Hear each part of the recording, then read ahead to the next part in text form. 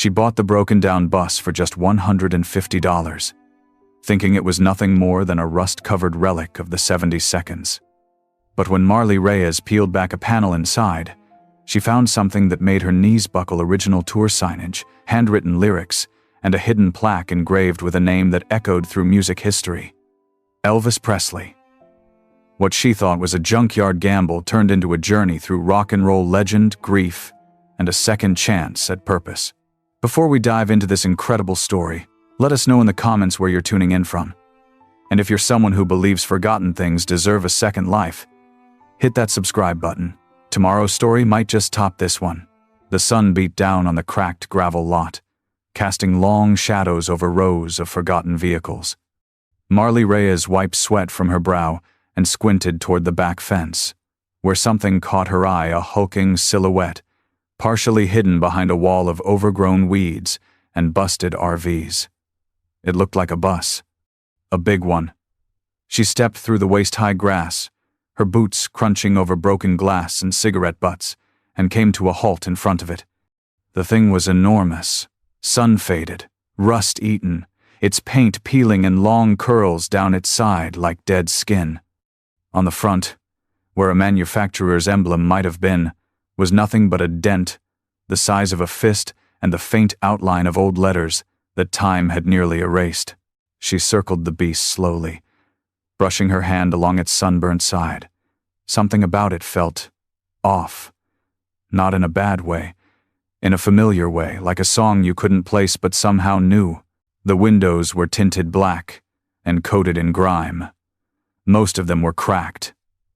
On the back, she noticed an old decal, half scraped away, with a crown and faded letters beneath it. Elvis Presley. Too, the rest was gone, eaten away by time or vandals. She blinked. Probably a joke. Someone must have painted that on during the bus's second or third life. Still, her pulse ticked up a notch. Marley had come to this scrapyard just to pick up an old transmission someone tipped her off about. But the moment she saw the bus, everything else blurred out. She asked the yard owner about it, a leathery man named Gage, who looked like he'd crawled straight out of a ZZ Top cover band. "That old hunk?" he said with a laugh. "Been sitting here for years. Nobody wants it. No title, no papers, no nothing. You want it, it's yours for $150, and a way to tow it." She didn't even hesitate. Maybe she should have. Maybe it was stupid. She didn't know what she'd do with it, didn't even know if it could move. But something deep in her gut whispered, this one matters. So she slapped the cash into Gage's grease-stained hand, signed a napkin as a receipt, and watched as the old man lit a cigarette and shook his head. "You're either the dumbest person I've seen today, or the luckiest," Marley smiled. Maybe both. By sunset, she had the bus towed back to her shop on the edge of town. It barely cleared the gate. Her dog, a scruffy mutt named Diesel, barked like mad at the sight of it. She parked it beside the garage, where the golden light of evening bounced off its busted chrome bumper like a broken mirror trying to remember how to shine. That night, Marley stood alone beside it, arms crossed, denim sleeves rolled to her elbows, heart thudding louder than it had in months. She'd restored motorcycles, rebuilt classic Chevys, even brought a 1957 Bel Air back from the dead. But this felt different. This felt like a door. And tomorrow, she was going to open it. The morning sun crept over the roofline of Marley's garage, turning the sky soft orange as dew clung to the grass around the hulking bus. Marley stood barefoot on the cool concrete, coffee steaming in her hand, staring at it like it might speak first. Diesel circled it twice, then flopped down with a grunt, ears twitching. The bus looked even worse in the daylight, a canvas of corrosion, weather-beaten and sagging like it had been holding its breath for decades. She grabbed a crowbar and gloves, slung her tool belt over one hip, and climbed the narrow steps. The door screeched like a scream, resisting her touch before finally giving way. The smell hit her first, not just mildew or rot, but time itself. Old perfume and stale cigarette smoke still hung in the air, like echoes. She stepped inside slowly, the floor groaning beneath her boots. The interior was dark, windows smeared with grime, and old sunshades flaking apart. Velvet curtains, torn and moth-eaten, hung limp beside faded gold trim. The front lounge area was gutted. A sagging vinyl bench sat beside a tarnished brass ashtray, still filled with ancient filters. The kitchenette behind it had a cracked mini fridge and a broken hot plate, its cord chewed through by time or rats. Marley brushed her fingers along the counters. Every surface was coated in dust, thick enough to write your name in. She did just that, MR, and smiled. Then, she moved deeper. Down the narrow hall, there were sleeping bunks, 4 in total, stacked 2 per side. Most of the bedding had disintegrated, but one still had a pillow intact, yellowed and lumpy, the pillowcase faintly stitched with initials she couldn't make out yet. On the far wall, near the rear cabin, someone had taped up old postcards, their edges curling. She leaned closer. Graceland, Tupelo, Memphis. One showed a man in a white jumpsuit stepping off a bus, her breath caught. The rear lounge was the most intact. The shag carpet was matted, but still clung to the floor. A velvet couch lined the back, its buttons dulled. There was a record player embedded in a console. The needle was broken, the records long gone, but beneath the stand was a small drawer locked. Marley crouched, tugged gently, then harder. It groaned open with effort and revealed a dusty, leather-bound notebook wrapped in a scarf patterned with lightning bolts and gold stars. Her heart thudded. She opened the book. Inside, the first page read, March 4th, 72, Mobile, Alabama. Tonight, the crowd nearly drowned out the band. He laughed so hard backstage he nearly cried. Page after page followed, filled with set lists, notes, backstage scribbles and lyrics in various stages of completion. Some she recognized, others she didn't. And then, tucked near the back, was a torn photo of a man in profile black pompadour, sunglasses, jawline unmistakable. Elvis, she whispered. The notebook trembled slightly in her hands. Or maybe it was her. She backed out of the bus slowly, as if it might vanish if she moved too quickly. Standing in the sunlight again, the breeze brushing her cheek, Marley realized something she hadn't in years. She wasn't restoring a vehicle. She was unraveling a ghost story. Marley couldn't sleep that night. The leather-bound notebook sat on her workbench like it was glowing, untouched since she set it down. She'd scanned the pages a dozen times already, her eyes tripping over lyrics, names, fragments of jokes, scribbled in a hand too wild and familiar to ignore. But she kept circling back to the name she hadn't found yet, the one she needed to see with her own eyes to believe this was real. By sunrise, she was back at the bus with a flashlight, camera, and notebook in hand. She wasn't just a mechanic anymore. She was a detective, a historian, a witness. Inside, dust floated in beams of light that cut through the cracked windows like stage lights. She moved slowly, searching every crevice, behind the vinyl seats, inside the kitchenette drawers. Tucked in a narrow cabinet behind the bunk beds, she found a rusted thermos, a crushed pair of aviator sunglasses, and a laminated backstage pass dated July 3rd, 1973, Tulsa, OK. The pass was yellowed, but the name printed at the bottom hit her like thunder. T. Holland, Presley Crew. She blinked, then flipped open the notebook. Near the back, in smaller, tidier script than the rest, she found it. Tommy Holland, bus 2 logs, kept her running across 14 states and 3 breakdowns. It wasn't Elvis's handwriting. That much she could tell, but it was real. A man named Tommy had driven this bus, likely one of the 2 or 3 that toured with the King during his 70 Seconds road shows. She remembered reading about it once. The crew ran a fleet of similar coaches, each customized. If this was one of them, it still meant something monumental. She sat on the edge of the bunk, fingers trailing the walls. The faint smell of leather and cigarette smoke clung to everything. She leaned over and wiped a thick coat of dust off the back wall. where years of grime had hardened like plaque. And there it was, faint, but carved deep, scratched by a knife or key or thumbnail. Elvis A. Presley, 1972. She froze. Her breath caught in her throat. It was real. Not paint, not a joke. Carved. She ran her fingers over the etching like it might hum. A chill ran down her spine. She didn't know what she expected to find in this bus. Some cool upholstery? Maybe an old radio? But this was legacy. This was proof.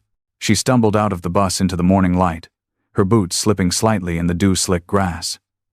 Diesel looked up from the shade of the trailer and wagged his tail like he knew something had shifted. Marley leaned back against the bus and stared up at it.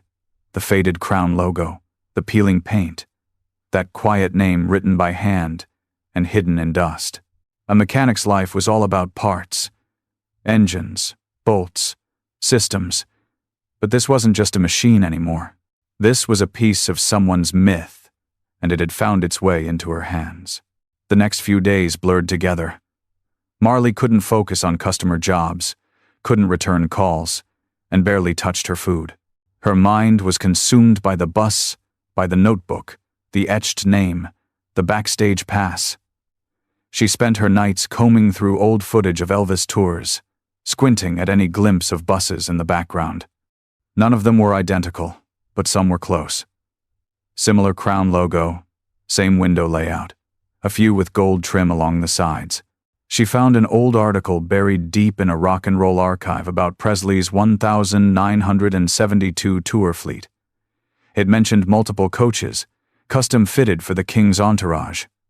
One was outfitted with a velvet lounge, mirrored ceiling, and a private listening booth. Another served as the mobile base for his closest crew members, sound engineers, drivers, stage managers. Marley's breath hitched when the article named a few of them. Tommy Holland, Elvis's preferred driver from 1971 to 1974, said to be fiercely loyal, known for writing everything down: logs, fuel stops, funny things Elvis said on the road. She looked at the notebook again. Suddenly, the scribbles weren't just background color, they were history. But not everyone agreed. When she told a local classic car appraiser what she'd found, he laughed.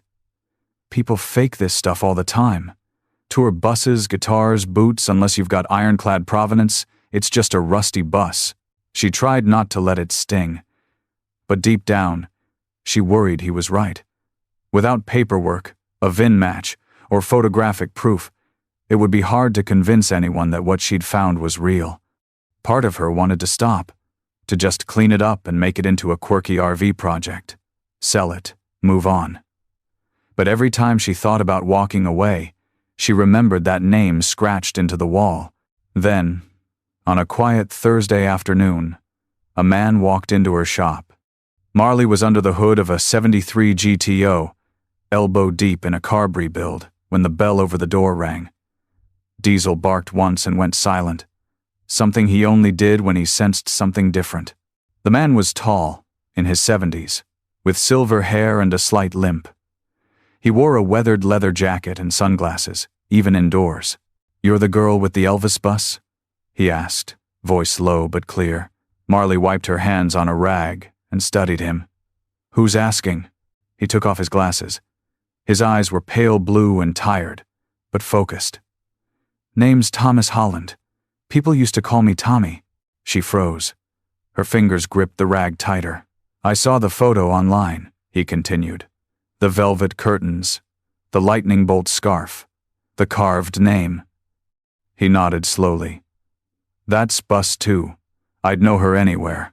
Marley didn't speak. Her throat had gone dry. "I drove that bus for 3 years," he said. "And I think it's time I told you her story." They sat at the back of Marley's garage beneath a humming shop fan, the leather-bound notebook open between them, the afternoon sun casting long shadows across the concrete floor. Tommy Holland cradled a chipped mug of coffee like it was something sacred. He hadn't said much since introducing himself, just studied the photos Marley had taken inside the bus, his fingers occasionally tracing the edge of the old set list or the embroidered scarf. "That lightning bolt," he murmured finally, tapping the scarf. "That was Elvis's personal logo in the later years. TCB, taking care of business. In a flash." He gave a soft chuckle, one that didn't quite reach his eyes. "He had it on everything. Even gave us crew members' necklaces. Mine's long gone." Marley leaned forward. "Can you be sure that it's really his bus?" Tommy nodded slowly. "It's not the bus. It's one of them. He had 3 in rotation. Bus 2 was for the crew, but Elvis rode in it more often than people knew. He liked the quiet in the back lounge. Said the main bus felt like a gold-plated circus. This one," he said, tapping the notebook, "was his getaway inside the getaway." He paused, then pulled a worn envelope from his coat. "I didn't come empty-handed." Marley opened it carefully. Inside were 6 faded photographs, edges curled from decades of handling. One showed a younger Tommy behind the wheel of a tour bus, sunglasses on, grin wide. Another showed a group of men outside a roadside diner. And there, in the middle, unmistakably, stood Elvis, his arm around a teenage girl holding a guitar. The background matched the window line and trim of Marley's bus, exactly. Her fingers trembled. "That's bus 2, he confirmed. "Taken in 73, Georgia. I kept the originals all these years." He took another sip of coffee. "I thought she was lost. Last I saw her, she got sold off in 78, maybe 79. After Elvis passed, everything went sideways. Managers took what they could, pawned what wasn't nailed down. I heard she ended up on a lot in Arkansas, then vanished." Marley's voice was quiet. "And now she's here." Tommy smiled, not with joy, but something deeper. Gratitude, closure. "You found her. Or maybe she found you." That night. Marley spread the photos across her workbench beside the scarf, the notebook, and the backstage pass. She scanned them, cataloged them, labeled each one by hand. The evidence was mounting, and with Tommy's first-hand account, the trail was no longer just anecdotal. It was personal, lived, real. The next morning, she did something she'd never dared before. She sent an email to the Presley estate attaching the photos, Tommy's letter, and a simple subject line. "I think I found something of his." She didn't expect a reply, but 3 days later, one came. From archives@graceland.com. Subject: urgent. Regarding tour bus discovery. The first sentence made her heart stop. "We believe your claim is credible." The email from Graceland didn't just validate Marley's suspicions, it ignited something deep in her that had been dormant for years.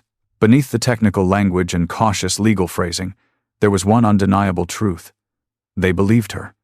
The Presley estate confirmed details from Tommy's photos that matched internal archives, including stitching patterns on the upholstery and the specific model of record player embedded in the lounge console. They wanted updates, photos, documentation, and eventually, a conversation about preservation. But Marley didn't want to wait. She wasn't interested in red tape. She wanted to bring the bus back to life. She cleared out her shop for the first time in years, moved 3 customer vehicles to a friend's lot, and covered the Mustang rebuild with a tarp. She rolled the bus into Center Bay, flicked on every light, and stood with hands on her hips as Diesel trotted in behind her, tail wagging. "This is it, girl," Marley whispered. "We're bringing history back." The restoration began like all her projects did, with the ugly, thankless work. She stripped the carpet first, prying up decades of grime and rusted staples. The mold behind the kitchenette was worse than she feared, and the wiring had been chewed to ribbons by mice. But piece by piece, she deconstructed the rot without disturbing the soul.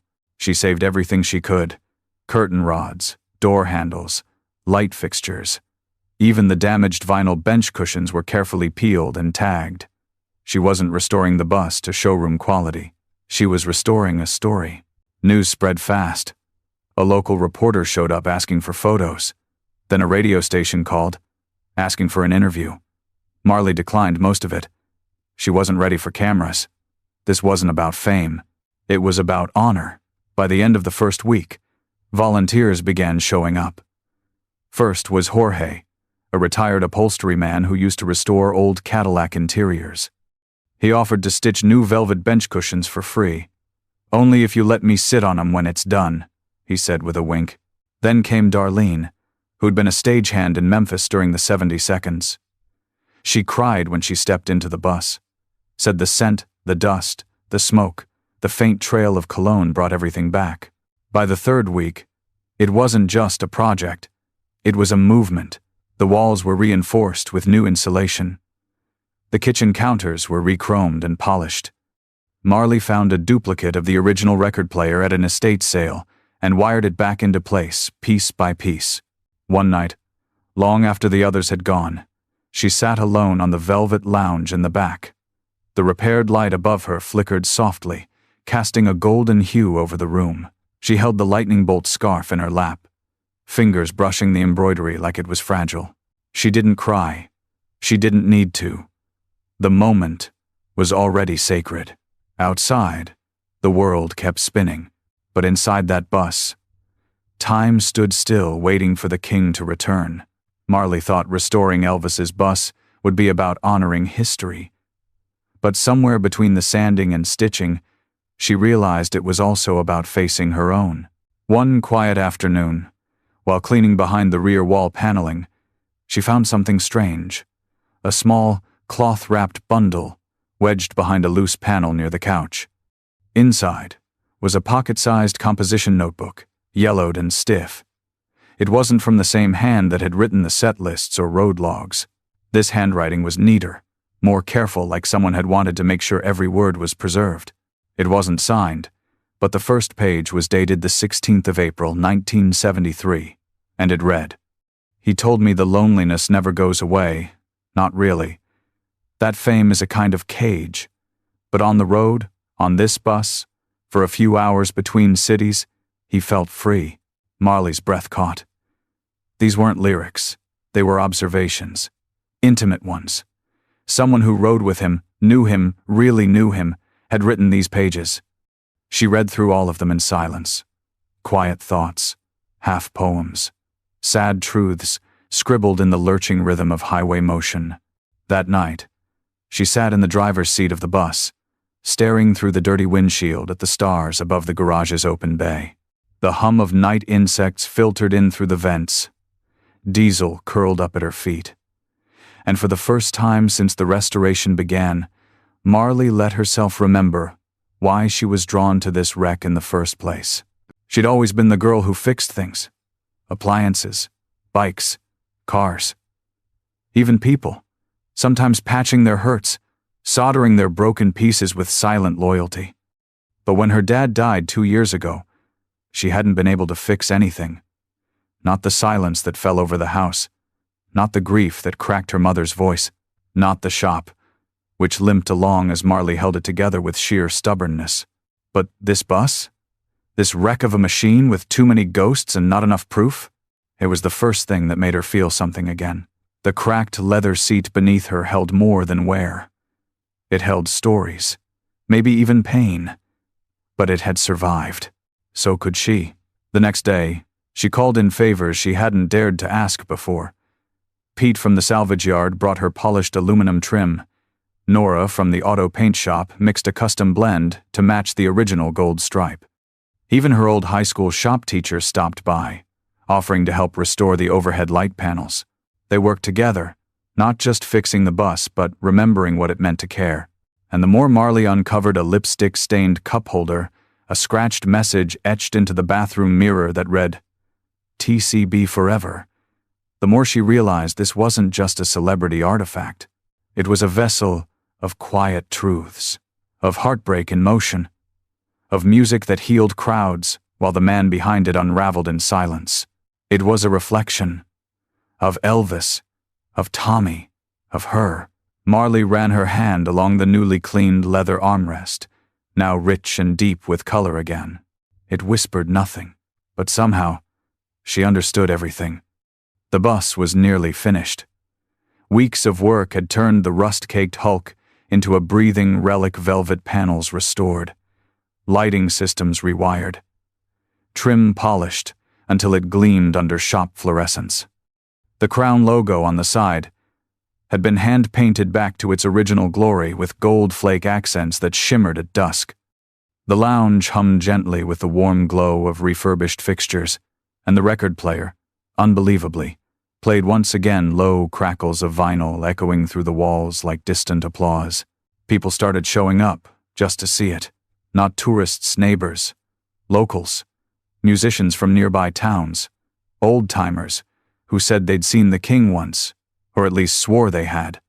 One woman came with a framed ticket stub from a 1974 show in Jackson. She cried when Marley let her sit in the lounge. But not everyone came just to feel. One morning, a sleek black SUV pulled up. Out stepped a man in a tailored blazer and polished boots, the kind who wore confidence like cologne. He introduced himself as Darren Caldwell, a curator from a private music history foundation in Nashville. "We represent several collectors," he said smoothly, walking the length of the bus with sharp eyes. "Word is, you've restored a lost piece of American music history." Marley nodded cautiously, arms crossed. "We're getting there," he smiled. "We'd be very interested in acquiring it once it's done." "Name your price." She blinked. "Excuse me?" Darren pulled a slim leather folder from his bag and handed it to her. Inside was a letter of intent. Appraisal value, $7.9 million. Cash. "You've done something extraordinary here," he said. "But maintaining a vehicle like this, insuring it, preserving it long-term, that's not a small burden.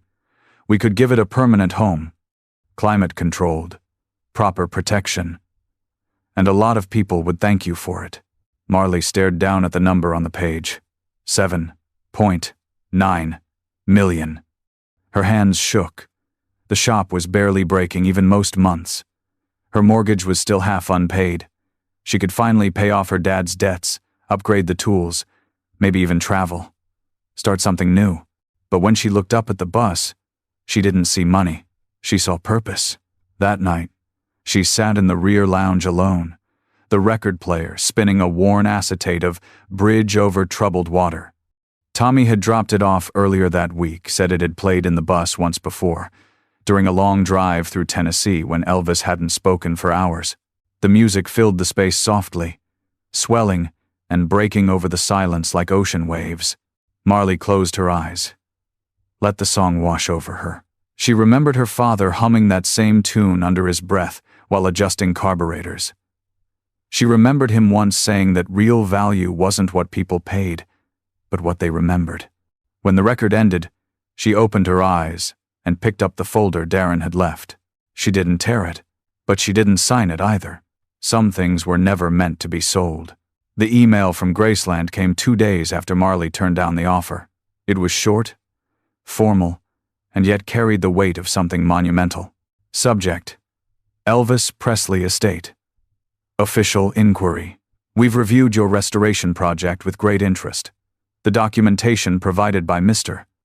Holland, the photographs, and your meticulous archival work confirm beyond reasonable doubt that the coach you restored was indeed one of the original Presley Crew tour buses, Bus 2, 1972, 1974. We would like to formally invite you to Memphis, Tennessee, as a guest of the Presley Estate, to present the bus during this year's Graceland Heritage Week. Marley sat in stunned silence, her phone screen glowing in her trembling hand. Diesel rested his chin on her boot, oblivious to the storm behind her eyes. They wanted her. Graceland wanted her. Not just the bus, her. Tommy Holland came by that evening with a plastic grocery bag full of fresh apples and a bottle of Tennessee bourbon. He didn't say much at first, just stood with her, arms folded, staring at the freshly detailed bus under the shop lights. "You gonna go?" he finally asked. "I don't know," she said.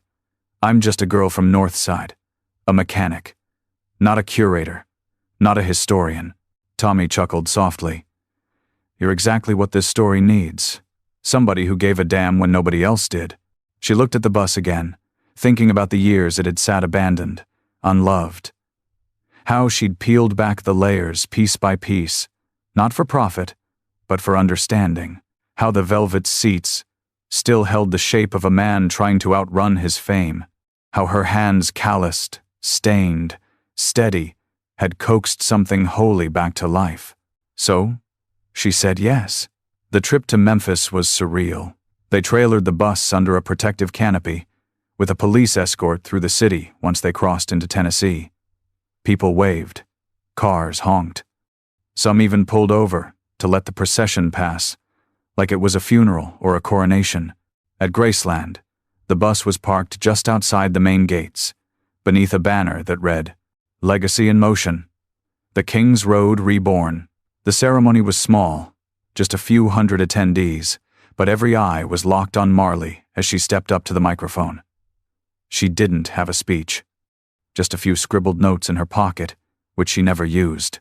She told them about the $150 price tag, about the rust, the scarf, the notebook, Tommy's visit, the hidden etching. She told them how restoring the bus helped her start fixing herself, and when she finished, there was silence. Not from disinterest, but from reverence. Then came the applause. Not wild, not roaring, but warm and constant, like something eternal waking up. After the event, a woman in a tailored black dress from the Presley Foundation approached her and took her hand. "He would have loved this," she said softly. "Not because it's perfect, but because it's true." Marley didn't have words, just a tight smile and tears she didn't bother wiping away. The bus would return to her shop. It would never be sold. Not to Nashville, not to collectors. It would stay in her hands, where it had chosen to be found. Because some stories don't belong in glass cases. They belong on the road. It was just past dawn, when Marley turned the key in the ignition. For a moment, there was nothing. Then, a low rumble vibrated through the bus's steel bones. The engine came to life, purring like a lion long asleep. Outside, the sky blushed pink over the sleepy rooftops of Northside, and the bus, freshly painted, polished, reborn, shimmered in the light, like it had never been forgotten. Diesel jumped up onto the passenger seat, tail thumping. Marley glanced down at him with a grin. "You ready for one last ride?" She didn't have a destination. Not a mapped one anyway. But she knew where she needed to go. Over the next several days, she followed the original tour route, the same southern circuit Elvis ran in the early 70s. Mobile, Jackson, Baton Rouge, Shreveport. She stopped in each town, not for fanfare, not for crowds, but to listen, to remember. She parked outside the old theaters, now mostly closed or turned into antique shops.